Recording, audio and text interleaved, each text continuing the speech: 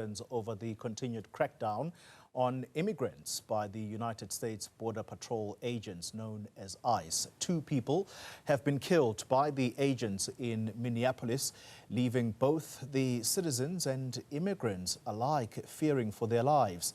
Let's discuss this now with a South African living in Minnesota. Ntshadi Moeketsi Barlow is my guest. Ntshadi, good evening to you. Thank you very much for your time. You live in the state of Minnesota, but you're going to tell us in a moment exactly where in Minnesota you are and what's it like living in the U.S. right now. Hi, thank you so much for having me. I live in the city of Duluth, Minnesota, which is about 2.5 hours north of Minneapolis. It is a smaller city, also considered a blue state like Minneapolis, and it's tense. I have a lot of immigrant friends myself, and it's been extremely unsettling for them how quickly things have shifted, how a place that was relatively safe and comfortable and considered kind of a sanctuary city, almost overnight turned into almost a different country, right? Different rules, different laws, and it's difficult to sort of have an idea of what legal things to rely on what laws still apply. Yeah.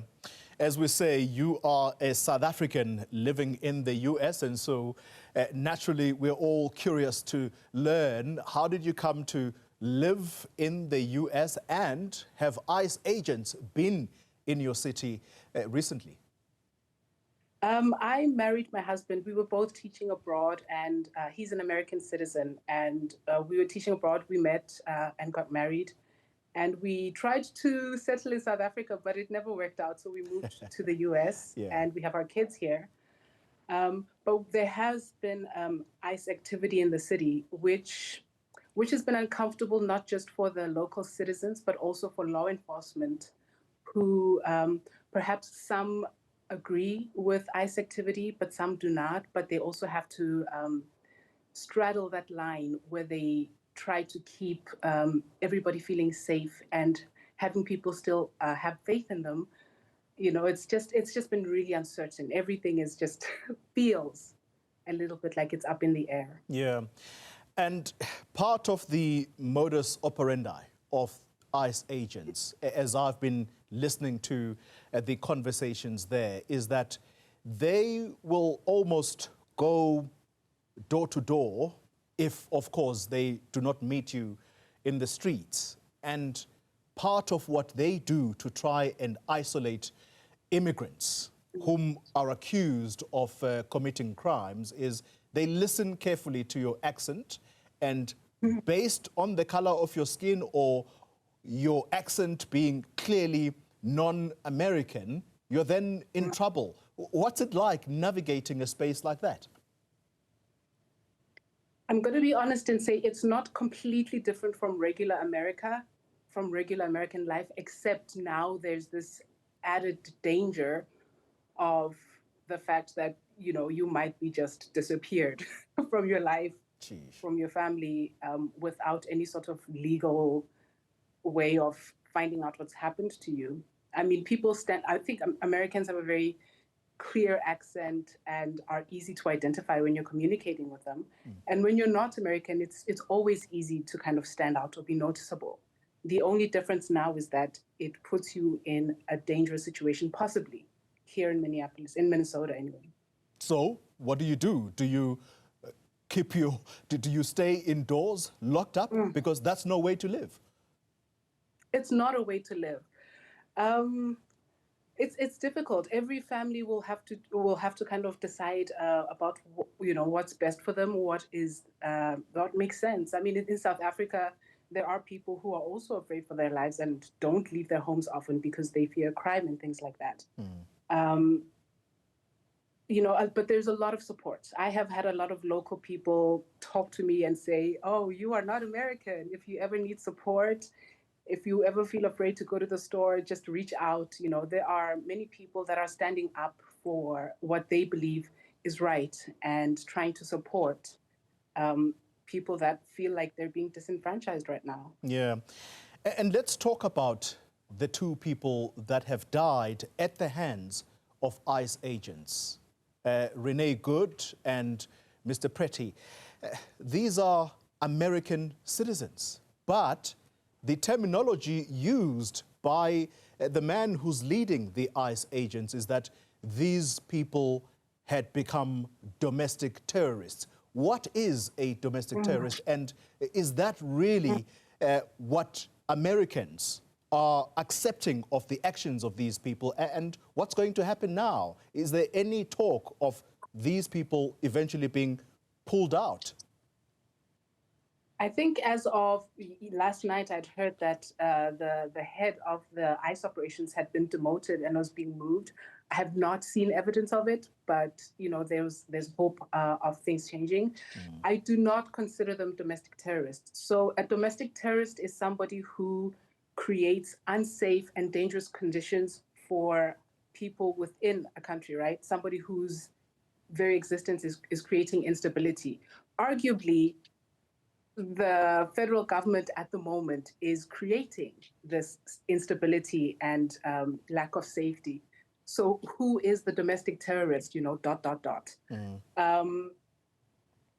What else? I don't know. We don't know. I mean, the governor, Tim Walz, is amazing. He has been very clear about where he stands. He's been clear about who he supports. He's been honest, and he's not trying to pass the buck in any situation. He's trying to be a good, strong leader.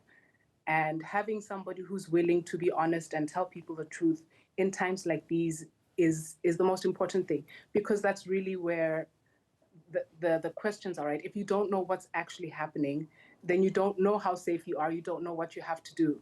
But if you have somebody who's standing up and telling the truth, no matter how it looks and how much pressure they're under, then at least you have like a place that you can rely on, Yeah. I don't know what else. Yeah. You invoke the name of Governor Tim Walz, and we will all remember him as Kamala Harris's running mate. He would be America's vice president had Kamala Harris won the election. And that brings us to states, certain states being targeted. Is that the honest truth, that there are states that are being targeted that are known to be Democrats, or where Democrats usually have a large support, versus states that are Republican? Is that the divide here? I wish I could say that's not the case. I wish I could. I mean, I have not personally spoken to the person who's in charge of, sending ICE and people to Minnesota. So I can't say for sure this is what is going on. But from what it looks like where I'm sitting, it looks very much like Minnesota is paying for people trying to run for office, people having different opinions from other people, people having different politics, and not being afraid to stand up for what they believe in. But I can only speak for what I know for a fact, right? I can't put words in other people's mouths. Yeah. Finally, Ntshadi, as we conclude our conversation, I mentioned this to someone yesterday, that I interviewed a matriculant, someone who's just matriculated here in South Africa, and they have these high hopes of coming to live in America, but specifically study in universities like Harvard. And so you are maybe an ordinary South African, simply wanting to change of scenery, and I want to come and live in America. Would you advise me to come and live, study, or work in America right now, given the state of affairs? I think with any question about major life change, never let fear be the thing that tells you what not to do, right? If you feel as though you are the sort of person who would be able to thrive and gain useful information to lead in whatever field you want to go to in the future, don't question it. Try, apply. Things will either work out or they won't. Sometimes the news magnifies things to try and almost control how people move in the world and the choices they make. That's their choice. You don't always have to focus on everything that's kind of being directed at you. We always have a choice to live our lives on our own terms, no matter what's happening. I mean, I'm relatively safe here in Minnesota. I have children that are growing up here. We have a good life. We have good friends. We have support. And I would say, don't be afraid. You know, do your research, as in any large endeavor. Do your research, be prepared, and trust yourself. Yeah. Right? We weren't made to be scared. We're here to live in this world. And we have every right to exist just as we are, without trying to pretend to be something that we're not. Sorry, that was a mouthful. Yeah. No, it's good. It absolutely is a philosophy that any human being would want to live by. I know I'm letting you go, Ntshadi. I said I was letting you go. But just one final question. I wonder how strong an opinion you hold on American politics, and very strong opinions must have developed by now on President Trump's second coming, if I were to put it like that. Are people still comfortable with him, or are people reflecting and saying, we've made a mistake here? Goodness gracious. It would be wonderful when every human being, every grown-up who's made a mistake could just stand up and be like, I made a mistake. I'm sorry. Let's change. Let's change things, right? The hope is that this is what will happen.